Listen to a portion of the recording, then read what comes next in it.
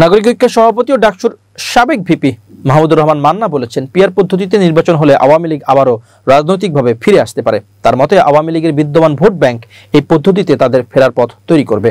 জামাত যে পিআর পদ্ধতিতে নির্বাচন চাচ্ছে তার রাজনৈতিক ভুল বলে মনে করেন মান্না। বুধবার 16 সেপ্টেম্বর রাতে একটি বেসরকারি টেলিভিশনের টক শোতে তিনি এসব কথা বলেন। মান্না বলেন, জামাত ইসলামী আন্দোলনের কর্মসূচি ঘোষণা করেছে, তাও 3 দিনের বিক্ষোভের কর্মসূচি।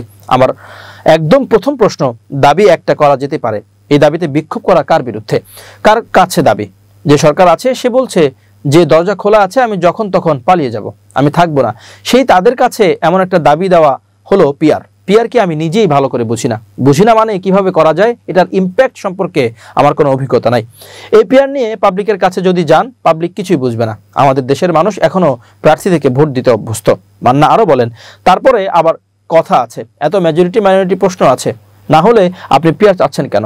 আমাদের এখনকার যে স্ট্রাকচার, এবার হয়তো মেজরিটি মাইনরিটি হবে, বাট নর্মালি যে সমস্ত জায়গাতে অলমোস্ট অন ইকুয়াল বেসিস লড়াই হয় আর অন্য পার্টিও আছে, তখন দেখা যাবে বড় পার্টি, খুব বড় পার্টি 40% পেয়েছে আর অন্যান্য আরেক পার্টি 30% পেয়েছে, আর খুচরা সব মিলে 40। তখন গভর্নমেন্ট হবে কিভাবে? অনেক জায়গা পিআর তো ফেল করেছে, কোথাও কোথাও ভালো চলে, আমি খারাপ বলছি না। তো এইটা আপনি প্রস্তাব করলেন কখন?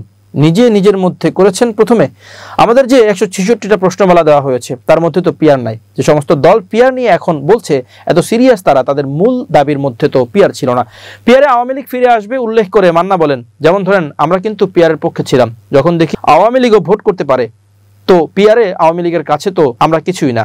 দল ক্ষমতাচ্যুত হয়েছে বটে, কিন্তু ভোট যদি তাদের অ্যাভারেজ ধরেন 35% থাকে, কমে গেলে 20%ই হলো, তাও তো ওই অপোজিশনে বসে সেই আসলো।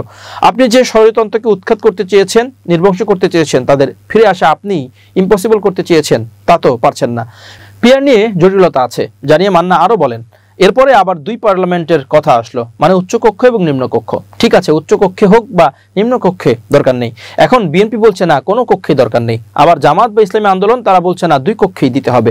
এগুলো এত জটিল বিষয় যেগুলো আলোচনার জন্য আপনার সময় লাগবে, বুঝতে হবে, মানুষ বুঝতে হবে, বোঝাতে হবে, ধৈর্য ধরতে হবে। একবারে আমি সবচেয়ে বসবো এটা ঠিক না।